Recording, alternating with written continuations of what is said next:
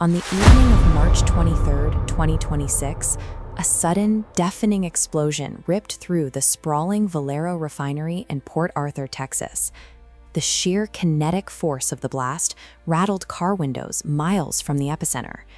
Within minutes, a dense plume of black smoke aggressively expanded into the sky, physically blacking out the sun. At ground level, the air was immediately choked with the pungent, rotten egg stench of raw sulfur. Local authorities rapidly issued strict shelter-in-place orders for the surrounding neighborhoods.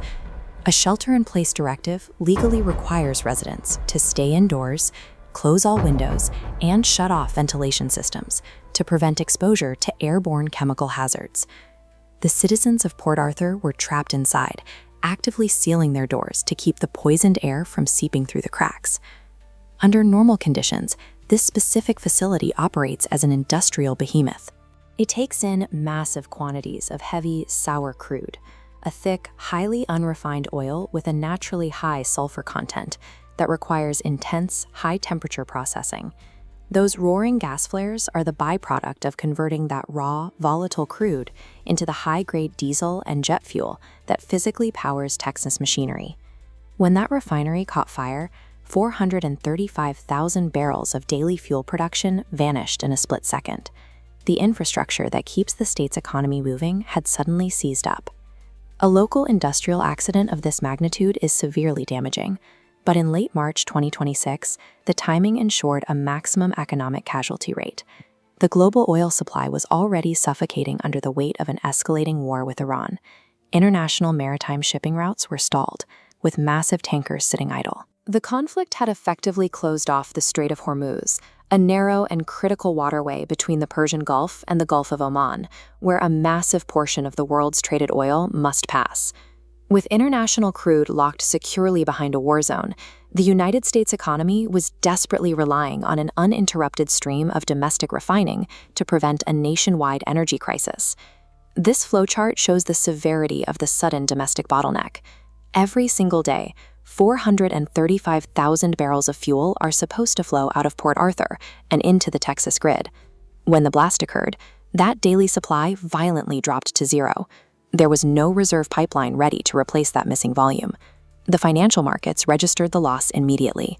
On the floor of the NYMEX, the New York Mercantile Exchange, where global energy futures are bought and sold, commodity traders entered a state of frantic panic.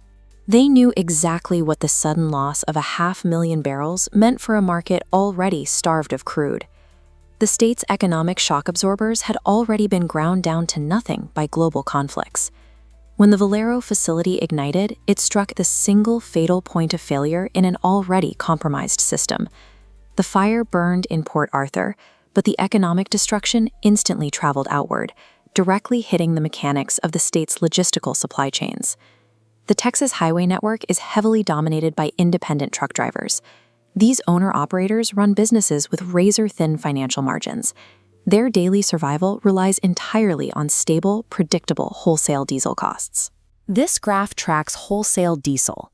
Following Port Arthur's loss, the price spikes vertically, crossing the bankruptcy threshold, where freight becomes a net loss. Zooming out reveals an inverse correlation. As the red price line climbs, the bar chart of active trucks plummets to zero. Faced with fuel costs that exceeded their freight payouts, thousands of independent truckers made the only mathematical choice available. They parked their rigs. Endless rows of 18-wheelers sat completely motionless in massive staging lots across the state, immobilized by the math of the fuel pump. By forcing the independent trucking fleet off the road, the refinery explosion effectively severed the physical arteries of the Texas economy. Without trucks moving goods, consumer-level shortages were mathematically guaranteed. The highway paralysis quickly cascaded into major urban centers. Cities with massive, dense populations like Dallas, Austin, and Houston felt the logistics drought almost immediately. Modern grocery stores operate on a just-in-time delivery model, relying on constant daily truck shipments rather than large backroom inventories. When those deliveries halted, shelves were stripped completely bare of basic food necessities in a matter of days. The sudden scarcity triggered localized hyperinflation. Hyperinflation occurs when the prices of goods experience rapid, excessive, and out-of-control increases. Desperate panic buying drove the cost of the few remaining consumer staples to extreme heights, pricing lower-income residents out of basic survival goods. For the working-class citizens trying to commute to their jobs, the pain point was highly visible. Digital gas station signs across the state flashed numbers completely disconnected from local wages, with premium gasoline hitting $7.99 a gallon. A remote, centralized infrastructure failure at a corporate facility had rapidly devolved into the violent physical starvation of the modern consumer city. As the smoke cleared over Port Arthur, two entirely distinct financial realities emerged from the wreckage. The massive corporate entity that owns the destroyed facility is largely insulated from the systemic collapse.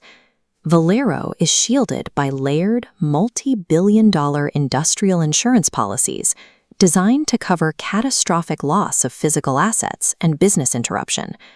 Over time, their stock price and executive compensation packages will stabilize and recover. The physical reality for the citizens of Port Arthur offers no such safety net. They remain trapped indoors behind taped windows, breathing toxic, sulfur-laced air, with zero financial recourse for the hazard imposed upon their community.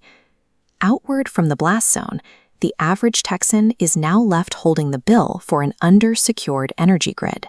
They are being crushed under the weight of impossible prices at both the neighborhood gas pump and the hollowed-out grocery store. There is a dark, systemic irony at play.